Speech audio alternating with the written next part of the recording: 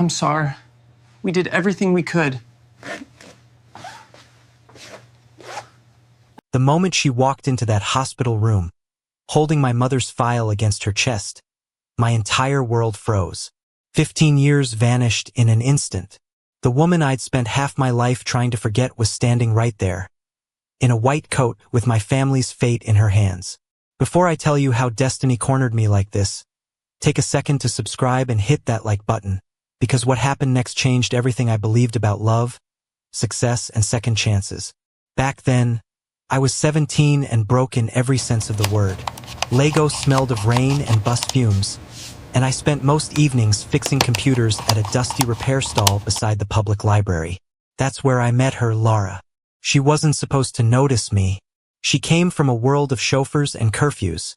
Her father owned half of Victoria Island. But she'd slip into the library after school, hair tied back, eyes sharp with curiosity. One evening, the lights flickered out. I offered her my flashlight so she could keep reading. She laughed and said, "You look like someone who saves people for a living." I told her I just fix broken things. She said, "Maybe that's the same thing." From that night, we became inseparable. Study sessions, cheap meat pies shared on the library steps, dreams whispered between generator hums. She wanted to become a doctor. I wanted to build something, anything that would make the world remember my name. But love doesn't pay rent, and her parents made sure I understood that. The day they found out, a black SUV pulled up outside my stall. Her father stepped out, tall, cold, smelling of imported perfume. He handed me an envelope thick with cash. "Walk away from my daughter," he said, "and don't ever let her see the life you'll never afford." I didn't take the money. I threw it on the wet ground.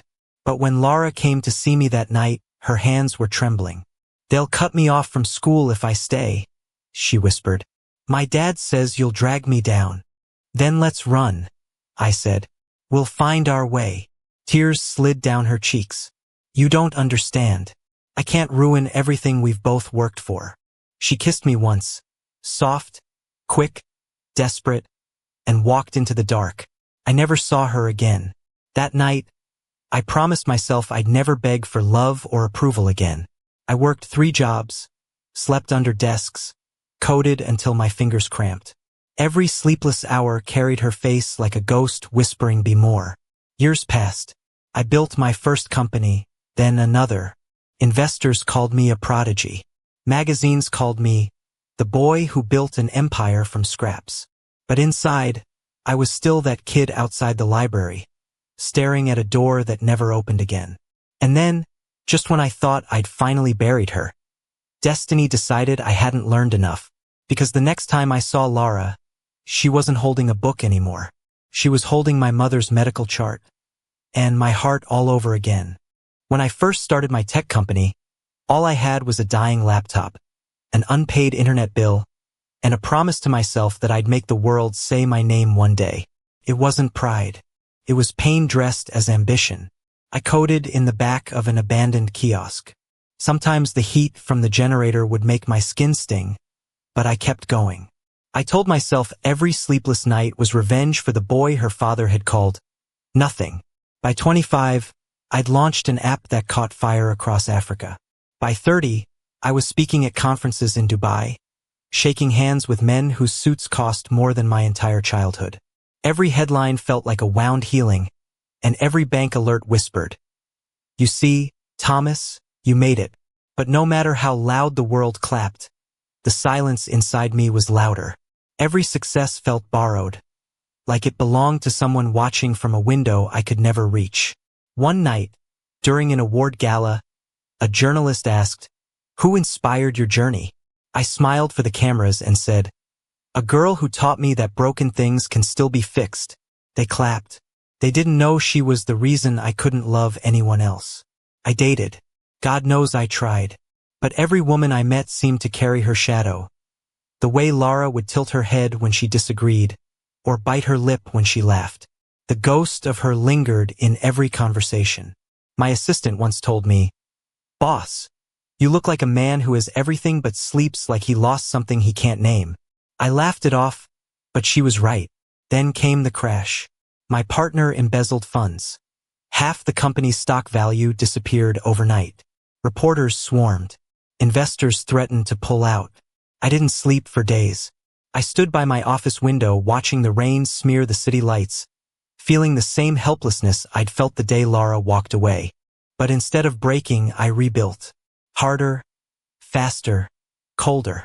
I turned my company into a fortress, rebranded, expanded into AI systems, and doubled revenue in a year. Everyone called it the greatest comeback of the decade. Yet the night it happened, the night the numbers went green again, I sat alone in my penthouse, champagne glass untouched, city glittering below. I opened my old email drafts, the one folder I'd never deleted. There were over 50 unsent messages to her, each one beginning with, "I hope you're happy." I never sent a single one. You know that feeling when you have everything you ever wanted, yet you can't breathe? That was me. Success without peace is just another kind of prison. And just when I thought I'd mastered living without her, life threw a punch I couldn't dodge. My mother collapsed one morning. Stage 4 cancer, the doctor said. I stared at the words on the report until they blurred into nothing. For the first time in years, I wasn't a CEO or a billionaire. I was just a scared son, praying for one more day. If you've ever watched everything you built start to crumble while the one person you love most fights for her life, pause this video, hit subscribe, and tell me in the comments how you kept faith through pain. Because what happened next proved that destiny doesn't knock. It breaks the door. When I walked into the hospital that morning, I didn't expect to see her. I was only thinking about my mother, the frail woman who'd held me through every storm of my life. The nurse said the oncologist would meet me in her room. I pushed the door open, and there she was, Laura. White coat, calm face, the same eyes that once made my world make sense. For a second, I forgot how to breathe. She turned, our eyes met, and her clipboard slipped from her hand. The sound echoed like a gunshot. "Thomas," she whispered. My name, after 15 years, sounded like both a blessing and a curse on her tongue. I wanted to speak, but anger drowned the words. I picked up the file, handed it back. Guess the universe loves irony. She swallowed hard. I didn't know she was your mother. Yeah, I said bitterly. You didn't know a lot of things. Silence filled the room. My mother, weak but smiling, said softly, "You two know each other?" Neither of us answered. Laura just nodded politely and checked the 4-line. That night, I sat outside the hospital, rain starting to fall, my chest tight with everything I hadn't said. Then I heard her footsteps. "You shouldn't be out here," she said. "Neither should you," I replied without looking up. She stood beside me, quiet for a moment. I'm sorry, Thomas. For what? I asked, still staring at the wet pavement. For leaving? Or for pretending we never happened? Her voice trembled. You think it was easy for me? I was 17. My father controlled everything, my school, my future. He said he'd cut me off if I stayed. And you chose comfort, I said sharply. I chose survival, she whispered. And I hate myself for it every day. The rain got heavier. We stood there, two strangers wearing old memories. Finally, I said, "You know what the funny part is? I built everything, this empire, this name, because of you, to prove I was worth something." She turned to me, eyes glistening. "And did it make you happy?" I hesitated. No. That word hit harder than any storm. Over the next weeks, we kept crossing paths. She treated my mother with the same tenderness she once gave me. My mother adored her. "She's a good woman," Mom said one night. "You can see it in her eyes." I smiled faintly. Yeah, I've known that for half my life. One evening, Laura sat beside my mother's bed, reading softly. I stood by the door, watching. Something in me cracked open. After she left, my mother took my hand. "Son," she whispered, "forgiveness doesn't mean forgetting. It means freeing yourself." That night, I couldn't sleep. I walked through the hospital halls until I found Laura in the break room, staring into a cup of cold coffee. "Maybe my mother's right," I said quietly. "Maybe holding on to hate just keeps the wound open." She looked up, tears threatening to fall. I never stopped caring, Thomas. Not for a day. I sat across from her, heart pounding. Then maybe we both deserve a chance to heal. Starting here.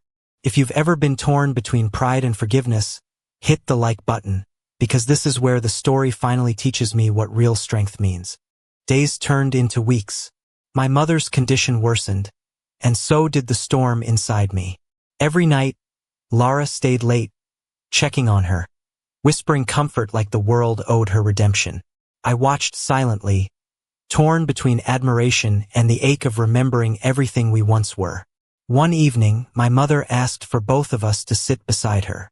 Her voice was soft but steady. "Promise me something," she said, holding our hands together. "Don't let pride steal your peace. Life's too short for unfinished love."